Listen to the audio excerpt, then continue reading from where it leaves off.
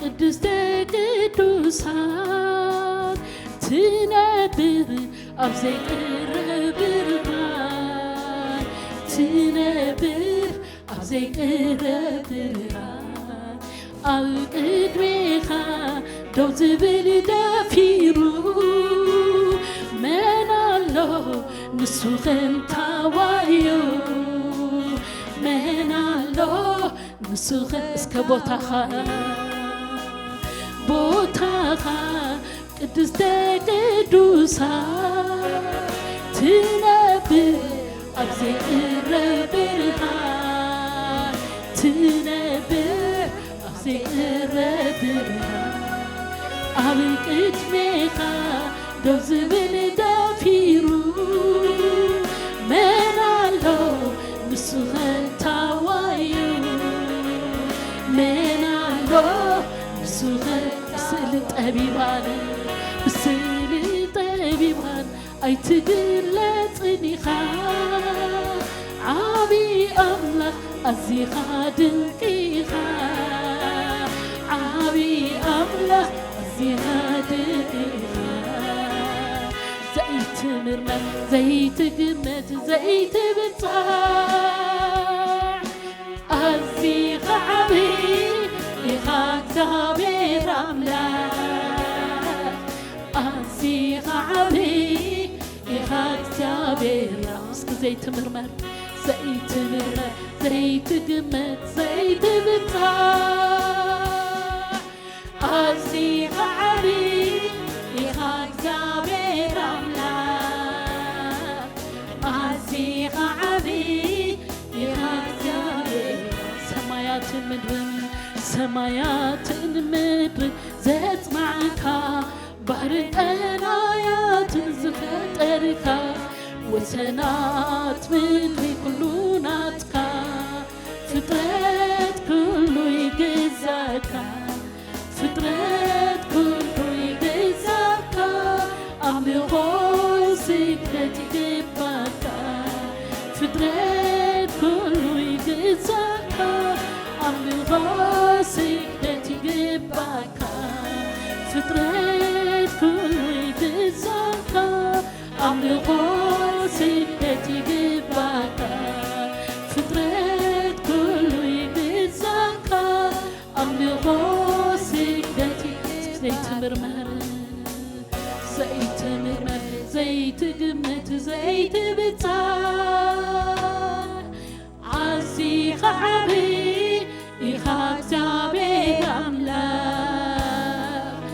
ኣዝኻ ዓብዪ ኢኻ እግዚአብሔር ኣምላክ ዘይትምርመር ዘይትግመት ዘይትብጻዕ ኣዝኻ ዓብዪ ኢኻ እግዚአብሔር ኣምላክ ኣዝኻ ዓብዪ ኢኻ እግዚአብሔር ሃሌሉያ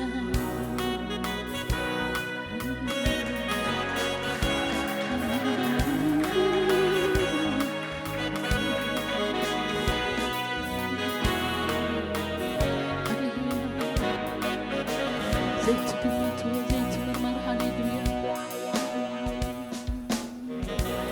ኢየሱስ ኢየሱስ ኢየሱስ ኢየሱስ ኢየሱስ ኢየሱስ ኢየሱስ ኢየሱስ ኢየሱስ ኢየሱስ ኢየሱስ ኢየሱስ ካብ ኩሉ ስም ዝኸበረ ካብ ኩሉ ስም ዝገነነ ካብ ኩሉ ስም ዝገነነ ስም ኣለካ ኢየሱስ ፍሉይ ኢኻ ኢየሱስ ፍሉይ ኢኻ ፍሉይ ኢኻ ኢየሱስ ፍሉይ ኢኻ ካብ ኩሉ ስም ዝኸበረ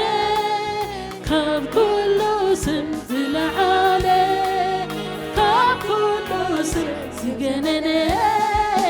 ስማሎካ ኢየሱስ ፍሉይኻ ኢየሱስ ፍሉይኻ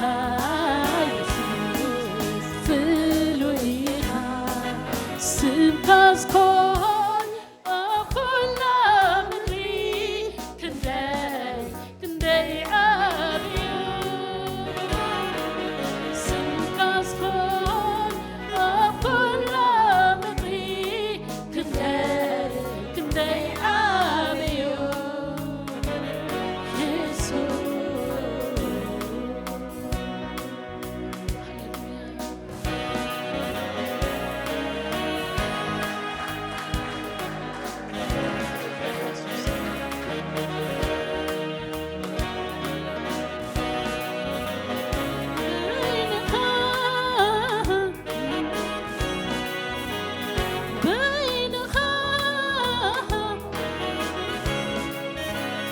بينخا